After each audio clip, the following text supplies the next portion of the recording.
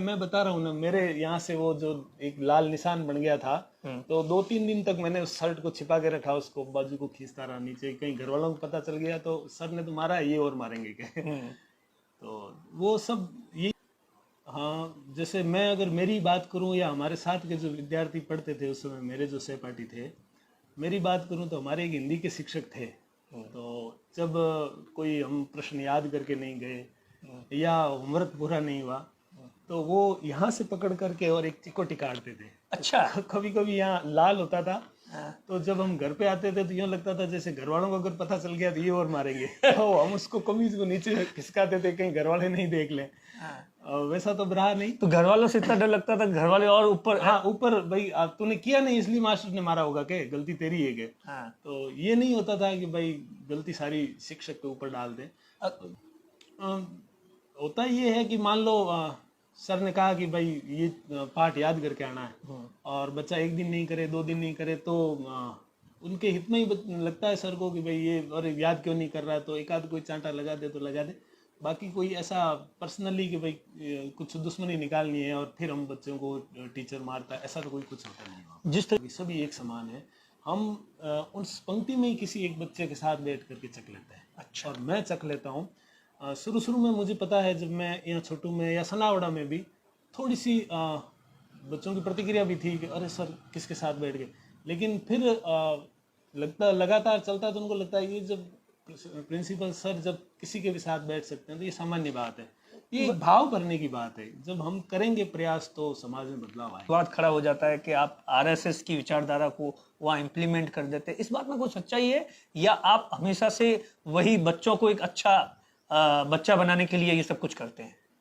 केवल संस्कारवान शिक्षा, बस। बाकी ऐसी कोई भी सारी बातें विवाद की बातें हैं, लेकिन बच्चों को किस प्रकार से ठीक संस्कारित शिक्षा मिले, इसी के प्रयास में हम सब लगे रहे। सर मैं क्योंकि वो सब उस समय समझते थे कि भाई शिक्षक ने अगर विद्यार्थी को कुछ कहा है तो विद्यार्थी हित में ही कहा है, उसको कोई विद्यार्थी से पर्सनल मतलब परिवार वाले जो उसकी फैमिली वाले, उसका ऐसा नहीं था कि हाँ मेरे बच्चे को मार दिया। हाँ, ऐसा पहले तो नहीं होता था, ऐसा नहीं होता था ये।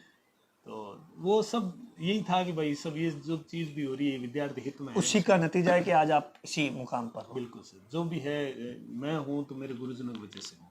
गुरु ही एक विद्यार्थी को गढ़ क्या कुछ रोल होता है टीचर्स का स्टूडेंट की लाइफ में, उसकी लाइफ को फ्यूचर, उसके फ्यूचर के बारे में? पूरा टीचर ही गढ़ता है सर। एक कच्ची मिट्टी जाती है टीचर के सामने, और वो उसको बिल्कुल तैयार करके और समाज में किस प्रकार से व्यवहार करना है ये सिखा करके एक व्यक्ति निर्माण करके और समाज को देता है। सारा जो भी है हम सब जो है टीचर के बनाए हुए। नमस्कार साथियों, मैं आपका साथी दिनेश वोहरा। आज शिक्षक दिवस है। जिस तरीके से पिछले कुछ महीनों से लगातार स्कूलों में घटनाएं हो रही है, बच्चों के साथ मारपीट हो या जो शिक्षकों पर आरोप लग रहे हैं, हम ये जानने की कोशिश करेंगे कि इस समय जिस तरीके से शिक्षकों के सामने किस तरीके के चैलेंज है। और धर्मवीर जो कि छोटू सरकारी स्कूल जो गांव है वहां पर प्रिंसिपल है और हमेशा से अपने स्कूल में नवाचार को लेकर, यहां तक कि राजस्थान से लेकर पूरे देश में सुर्खियों में बने रहते हैं। सर, सबसे पहले तो आपको शिक्षक दिवस की बहुत बहुत बधाई। धन्यवाद सर।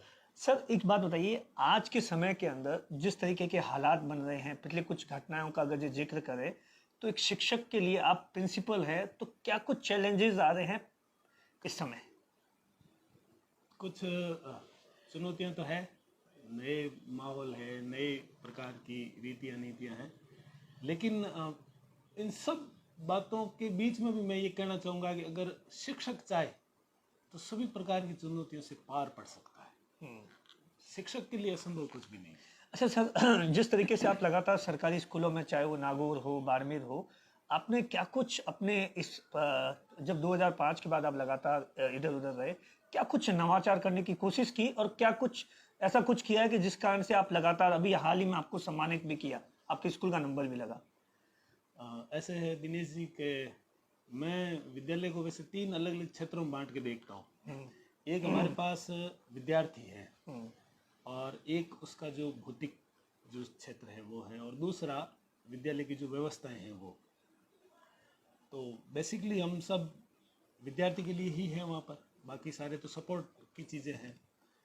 तो विद्यार्थी को बढ़िया माहौल, शिक्षा और शिक्षा के साथ साथ संस्कार उसके जीवन में कैसे आए, क्योंकि मैं हमेशा जब जिस विद्यालय में ज्वाइन करता हूँ तो सबसे पहले जो स्टाफ जो बैठक होती है उसमें जो बात कहता हूँ वो बात यही है कि आज से 20 साल बाद कोई व्यक्ति अपने जीवन में क्या सोचेगा और किसी बात पर वो किस प्रकार से रिएक्ट करेगा, उसका वो रिएक्शन जो 20 साल बाद होने वाला है उसको तय करने का जो जिम्मा है वो आज शिक्षक के पास है।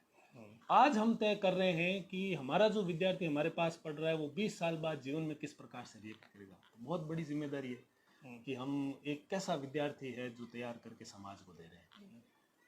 तो बेसिकली सब कुछ विद्यार्थियों के लिए ही हो रहा है और ये जो भौतिक संसाधन जुटाना है या स्कूल की व्यवस्थाएं हैं ये भी विद्यार्थियों में कैसे संस्कार लाएं, सब उसी आधार पर सारा काम चलता है। तो मेरे विद्यालय में जैसे मैं कहता हूँ कि भाई अभी छोटों में 404 विद्यार्थियों का नामांकन है। इससे पहले मैं सनावड़ा था, उससे पहले नौखड़ा था, तो सनावड़ा में 700 750 का नामांकन था, ऐसा ही नौखड़ा में 800 के लगभग नामांकन था। तो एक भी विद्यार्थी ऐसा विद्यालय में आपको नहीं मिलेगा जिसके पास कोई न कोई दायित्व नहीं हो। तो जब विद्यार्थी पर हम इतना भरोसा करते हैं कि नहीं आप इस लायक हैं कि विद्यालय को कुछ न कुछ आप दे सकते हैं, तो उनको भी लगता है कि भाई हाँ विद्यालय ने हम पर भरोसा किया है तो हमको उस भरोसे पर खरा उतरना है।